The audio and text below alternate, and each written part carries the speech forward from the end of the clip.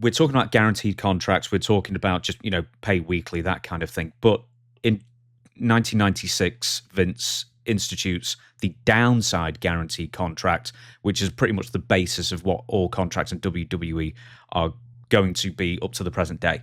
So, can you explain to us how a downside contract works? And I will have some follow-up questions as well. Well, downside guarantee is basically your safety net of a guarantee. If you don't work one day, if you're injured, any of these other things, and we're not factoring in, by the way, with injury, sometimes they freeze your contract and extend it at the end of that. That wasn't a thing when I was there all the time. They kind of case by case basis with that.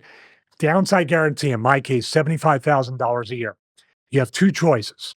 Either you take a weekly, and then at the end of the year, if you're over 75, they cut you a check for the difference.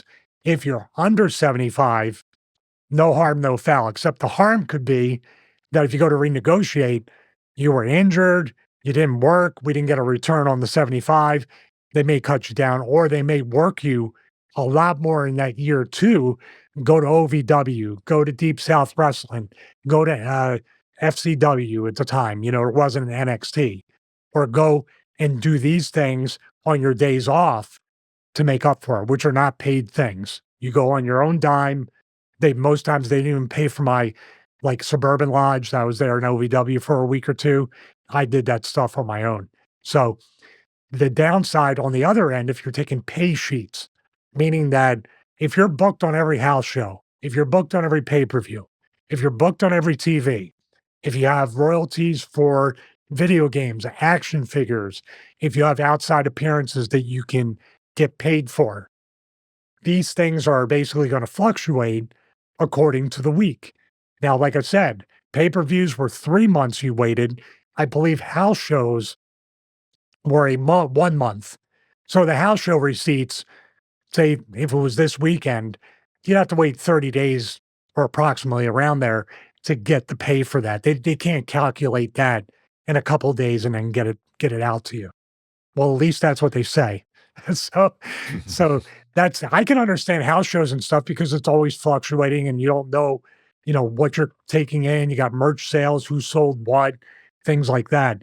I was always opting, as I said in the segment on the expenses, to go with the weekly, try to budget, maybe starve a little bit sometimes, and then at the end of the year, hopefully have a big check that can cover taxes, investments, savings, stuff like that. So yeah, you would get a balloon payment at the end of the year. Would it be the tax year or just the end of the calendar year you'd get this? Oh, you're figuring, it's not the end of the tax year. The end of the calendar year is your downside guarantee. So or the end of your contract year. I'm sorry, let me correct myself. I was signed in June. So my downside was from June until June. Sorry about that. So here's a funny thing. I'll tell you a funny story. When I first got to WWE, I was on the $75,000 a year downside. I was not working all that much. During my off time or during my downtime between WCW and WWE, I had my neck injury to recover from. I was essentially retired. So I went to school for computer networking. And I went to a tech school. And then this company, PC Help Services, would call me every day and say, hey, we got this job for you. Do you want to go out? You can make like 16, 18 bucks an hour in the year 1998, 99. That's a lot of money. 16, 18 bucks an hour, just load Microsoft Windows, Office, all this stuff. Well, I was doing that during my indie. I was doing indies for 3-4 days a week. Then I was doing that almost every day, making decent money. So, and then when I got to WWE and got signed by them, I continued to do that, to do these day jobs on my day off. Even when I was booked on a Wednesday and Thursday, I would do these very simple setups, simple tech support, make my 16, 18 bucks an hour. Jim Ross called me in because I must have told one of the Stooges. And he said, listen, you're a WWE superstar now. You're on TV. You need to stop working outside jobs. So, and I didn't even know that I was a precursor. I was an innovator. I was a pioneer before Slam City came out. I was the original Slam City character. Hey, it's good if you didn't go to the WWF in '95 because they would have given you a gimmick of the Windows 95 loader. Somehow they would have made it. Well, they would have tried to make it work. Yeah, I I'm would have sure. made it work because I would have called all my opponents end users or dumb terminals as the support people. I would call 'em. So you could have been the Anybody in computer IT knows what support I'm tech talking guy. about. Yeah. The dumb terminals are the end users, not the actual server room. Does WWE, and this goes under the contract as well, and your benefits or lack thereof, we're going to be talking about that as well. Uh, do they pay for injuries incurred on the job, or do they even, maybe even if you injure yourself in the gym, will they pay for that? It all depends on who you are. A lot of these answers are case by case. Even if you're hurt, there was an unwritten rule that they would never release anybody when they were hurt, but I believe they released Test when he was hurt.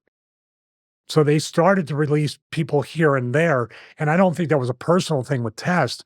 I just think somebody said he's making this, we can release him and bring him back or do whatever, but it's all at their discretion. I always tried to carry my own health insurance because outside of a few things that literally happened in the ring where I went to the emergency room or had to go to the doctor right from there, I tried to pay for all my own stuff. So that's another expense that wasn't throughout my entire career, but I tried to have my own health insurance, which back then you're talking about another $200 a month minimum. Were there any other concessions that WWE would give you? Because I know, like for the guys who are on $1 million plus, some hotels would be thrown in, rental cars, that kind of thing, business class flights.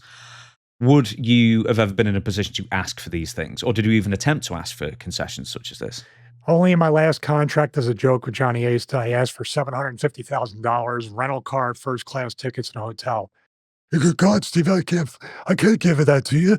I said, well, I had a 50-50 shot, right? And he laughed. He goes, yeah, actually, yeah, you did. Had a 50-50 shot, but no, I had no leverage whatsoever. There's been very few times in my career I ever had leverage, and I was self-aware enough to realize that. That doesn't mean I let anybody walk all over me at times. Well, I did at times. Let's take that back. That's the wrestling business in general. But, that kind of stuff with concessions, here's a little lesson for this is where talents don't get it. Do you really think Vince McMahon or WWE or TKO or any corporation, when they give you a first class ticket, and I say give in quotes, when they give you that, or they give you a tour bus, or they give you the free hotel room, they already know how they're gonna get that back. You're still paying for it. They're never gonna you're never gonna beat the house in Vegas, and you're never gonna beat the office. You just gotta take, like I said before, am I getting screwed less than I'm comfortable with or more than I'm comfortable with? Something I didn't ask before and I should have done was, and I think you already hit on it pretty much. But do you know when the freezing of the contracts due to injury came into force? Because apparently it wasn't in 2008 when you were last there. No, it wasn't, and I don't know exactly when they did that, but to me, that's always a tactic of I would rather the talent wanna choose to be there than try to tell them, "No, your year that you were hurt and here and worked here doesn't count at all." It's a very slippery slope, and like I said, I think it was a case by case basis, and obviously, if you had heat with the office or if you went and made demands and tried to get concessions, I think they would extend you and then do that. Now, if you had a high dollar contract, I believe they would renegotiate it because you were hurt and try to do it in their favor. Even with Drew McIntyre, I think they kept extending his contract due to injury as well. So even at this time, they're now doing it for almost all talent, it seems like. Do talent feel the need, probably more nowadays than beforehand, the need to return early from injury if their contracts are being frozen? In WWE, I believe so because there is still an incentive. 2 to 250, it's a good amount of money, but you want to make more and your window is very, very limited. So I would say talents do want to come back. The wrestling personalities are very unique. We do take pride in doing that stuff. There is a badge of honor type thing to say, I came back in a month from this injury.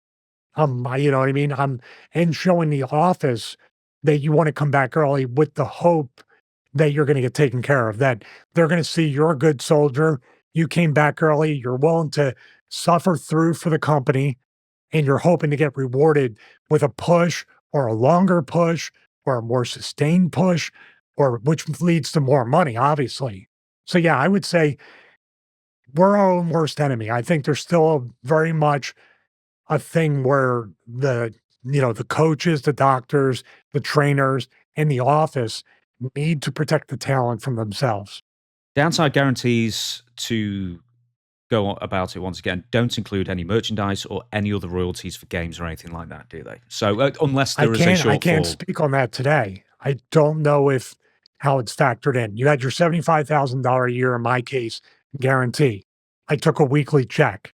That means I have 3 or 4 quarters if the video game is during that contract year to get quarterly checks applied to my downside, then get the check at the end of the year. If I'm on pay sheets, then those quarterly royalty checks will be paid directly to me at that time. Are there a guaranteed certain number of bookings for a contract, a guaranteed contract that you sign, if you're healthy, of course? No guaranteed contract bookings as far as number of bookings you're going to have. Yeah, But I yeah. do Like in the remember old one was like you had to get like 10 in a year, and that was all they gave you. But yeah, 10 with no, yeah, I remember 10 with no money guarantee. You would only get yeah, 10 it dates was per one year and one you'd be, fifty. yeah, and everybody was on pay sheets. So, what other guarantees or anything else like that did the WWE guaranteed contracts promise you, aside from the money? Well, there was the death clause. There was promise of them not being in the death clause. You have some stuff in bold letters on our show notes. That death clause was like 1 or 2 font sizes above the Mercedes Monet title that you put there. You knew death clause was in there, and I apologize. I used to keep all my contracts and everything, but I lost them in the move from Georgia to Florida. Otherwise, we would literally bring it up on the screen, and if we can find it, that would be great. It does exist, and it was put in there after the Owen Hart tragedy. Any other information about what you can and cannot do while under contract? So obviously you can't, if you're with WWE, you just can't go wrestle for, at the time, let's say TNA. But were there any other things that specifically they said you could not do or could not do without permission? I would assume that they took a nod from the NFL and maybe the UFC now that TKO owns both. That you can't jet ski or paraglide or you can't skydive or ride a these things in the NFL do exist for big money contracts. If you're caught playing basketball, pickup game of basketball, and you blow your knee out, if you ride a motorcycle, that was put in after Ben Roethlisberger had the motorcycle accident, or it was more like specific about that kind of stuff. I didn't have anything like that in my contract, but I have no doubt if it came up and you weren't really favored by the office and they were looking for a reason to get rid of you, that they would do it. Well, Lex Luger famously, because he was picked up by the WBF, the World Bodybuilding Federation, he couldn't even make that first like guest pose thing because he had a motorcycle accident that ended up having that plate in his arm, and that took him out of TV. And not, I mean, that would have failed either way. The WBF, it was terrible, but I mean, that took him out of there being their star for that promotion for 6 months, 8 months, something crazy like that as well. So maybe that was in there. That was in their minds as well. With guaranteed contracts, renewals, and maybe giving your notice, how does that work? Do you have to give them a certain amount of time before you negotiate with another company, or you say that you're not going to re-sign? How does it all work? Well, I never was in that position. I did ask for my release one time after the amazing ECW pay-per-view, December to Dismember, which ended 42 minutes early. I remember standing there and Lashley's in the Elimination Chamber, and it was 10:42, and I'm next to Rene Dupree, who basically we wrestled a dark match where we could have very easily been first match, the most important match on the show. The first match, we could have been the most important match on the show. But Lashley's there. I'm standing next to Renee, and I think one of the office guys probably stooges it off. And pyro starts to go off. And I said, man, I hope they have 18 minutes of pyro. Because ended so early. But I asked for it then. They denied it. Other than that, what I believe is you have to, much like if you rent an apartment, you have to give enough notice, anywhere from 2 to 3 months, or you have to declare that you're not accepting, say, an extension or an option. They didn't have any options when I was there, but I believe now they have, you have 3-year and then you get a 4th-year option, much like, the rookie deals for NFL quarterbacks. I didn't have anything like that. My stuff was pretty straightforward. Here's your deal. It'll come up. Here's your new deal. Come up. Here's your new deal. Then we don't need you anymore. For a recent example in TNA, Josh Alexander had made it clear that he wanted to leave TNA, but he had like a 3-year contract and the 3rd year was optional, and Anthem re-upped to the 3rd year. So it's sort of like, tough. That's it. Like the company has the option to, and you get no say. Well, how do you feel about that, though? What do you think that does to the talent? What do you think that does in the locker room when the locker room sees the office treats the talent that way? And I don't think anybody's getting rich in TNA. So you're preventing Josh Alexander from going somewhere else. But he signed. I mean, I sort of go, that's the risk you run to make your name, one rung up from the indies kind of thing. You go to TNA. WWE are clearly watching, and it's a way to get your name out there. Same with Joe Hendry or Jordan Grace, as we've seen. It's one of those things where you sort of take your chances, I guess, in that respect. Well, let's even put though it you this, may not be getting paid. let's put it this way. This is the once again, as I say, the tap dance, the game of chicken. When you first go in, they're going to offer you the opportunity. So that means less money. There's also a perception, especially in WWE, and I learned this. If I come in as a $75,000 a year guy, which there are people like Rock was on something like that, and look what happened to him. So there is opportunity. I think he was. He started maybe out like 500 a 125. week or 52 a year. He was doing 500 a week, I think, when he was in Memphis as Flex Cabana. He was on the right. This is something, because as you may well know, I've written a book on The Rock. This is one of the couple of things that I had to make an assumption on. That USWA was probably paying him bare minimum of $40 a night, every night, or maybe not Sunday. But WWF at the time, were also keeping people on a retainer. Adam Copeland, Edge, was on a retainer of something like $300 to $350 a week, and I suspect Dwayne Johnson was at the time as well. So at least in Memphis, in USWA at the time, he was probably one of the best paid people there, because he was getting an extra 300 or what's 40 times 6 to 240. 240. Yeah, thank you. So he was probably making 540, 550, somewhere between $550 and $600 a week then. But then when he signed his first contract, I think it was either for 125 or 150. I'd have to check the book, which is a really good contract at that time because he saw a lot in him. And supposedly he was talking with Steve Lombardi, the Brooklyn Brawler, and he was not going to sign for that because he was thinking, well, maybe I could get more money in WCW.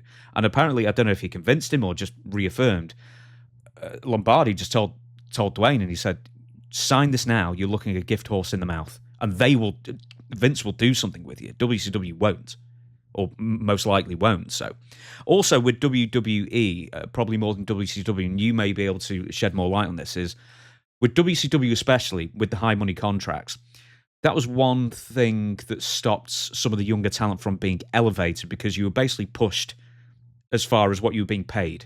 So like if Lex Luger's making $1 million, then you have to justify his $1 million by pushing him a certain amount, regardless of whether he's in a position to make that money back for the company.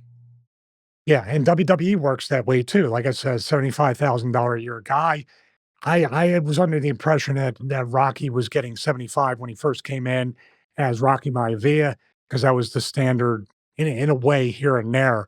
So if he got more, Lombardi's right. When you're over that 100, 125 or into the 150s, you at least got a chance to be in the IC title picture.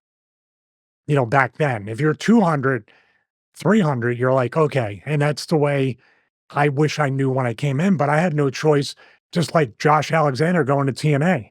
I need the exposure to TV time. I need the opportunity to get over. So I didn't know that it was kind of like, well, we can just sit you at home for 75 and eat that and not even care. You can lose every match, and 75 is still a pretty decent investment that we don't feel like we're losing money on. The TNA thing, TNA, and I said it before, TNA is an indie with TV. So you have to do whatever you can do. I don't even know why they have contracts. The contracts only favor the office anyway. The contracts hardly ever favor the talent. So Is guaranteed, because as we said, there's like three different versions. There's just pay what you work, guaranteed contracts, and then downside guaranteed contracts. What are the pros and cons of downside guaranteed contracts? well, it depends on the length. And it depends on if all 3 to 5 years is the same exact amount. In other words, if mine was 75, 125, 150, or 200, at least I know if I can outperform my contract in year one, then they will do more with me, seeing that, first of all, he's a good worker. He does what he's told. He doesn't get into trouble. All these different aspects or factors. Year two, the bump up to 125 means we got to start getting our money back on this guy. He's already built a good foundation. He's proved himself.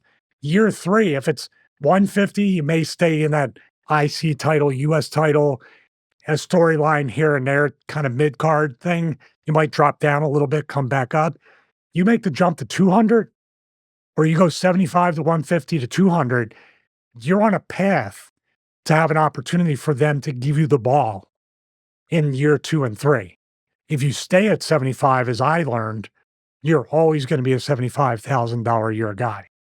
We may pay you 94, 105. You might have some spillover, but my best year was obviously right to censor. I worked 300 days that year, and I did a lot of appearances. I did a lot of signings as a heel, which was strange. I did a lot of outside stuff I didn't get paid for. I got paid 192,000 that year. Other people in my group, I know one guy that used to be a porn star pulled in about 3 to 500. So, but 192, I saved all I could. I invested all I could. That's just the way it goes.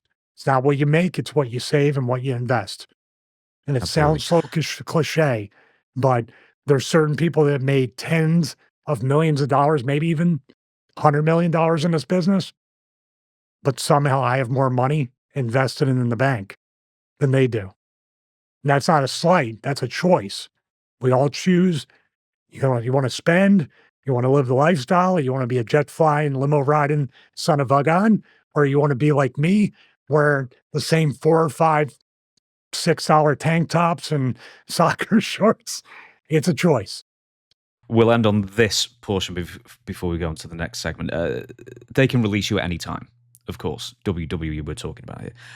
But what if you simply decide to not turn up for work? So can they withhold your pay, or can you simply retire and they can't legally they can't force you to go to the arena and perform wherever it may be. But then does that mean that you are indefinitely under contract with them? In this day and age, maybe. Boy, what you run the risk of with that, this is where you got to learn a little bit about politics, which that part I'm good with. Showing up, doing my job, being respectful, and just trying my best. But if you decided not to show up, it really does depend a lot on how Vince wakes up that day and how he feels. And you have heat with the office and that's why you're staying at home, you can be sued for breach of contract, nothing less. And they have an entire floor of lawyers on retainer. So my question would be to re-challenge or challenge or ask the question of you and anybody that decided to do that. What's the end game? Is this your hill to die on? What are you hoping to get out of this, as opposed to what you're definitely going to lose, which could be they keep extending your contract indefinitely. As you said, you're indefinitely under contract with them. The longer you sit out, you're not getting paid. They withhold pay. They could fine you a ton of money for missing shows, and you're sued for breach of contract. I would just wonder what would make you still want to sit at home and not go to work when that's being, if it's a toxic, dangerous work environment, that's a different story. But what are you doing to where all those things will probably happen to you in order to, like, how do you feel like you're going to come out on the other end? I don't think you're going to come out of it winning at all. Obviously, you couldn't just go to New Japan or TNA or whatever it was at the time, but could you just work a quote unquote regular job without WWE coming after you?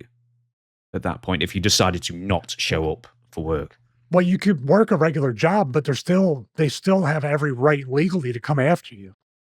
Because Vince, they remember Shane, this is the most important match on the show. That's what they're going to say. You are advertised. They'll start advertising you at every show TV and they'll put you on a pay-per-view. Then you no show those. Now you're looked like you're an asset to the company and it's costing them the money where they could turn around and now sue you financially for their losses, for punitive damages. I'm not saying they do all those things, but it's within their legal right and having all those lawyers on retainer, you're not going to be able to beat it.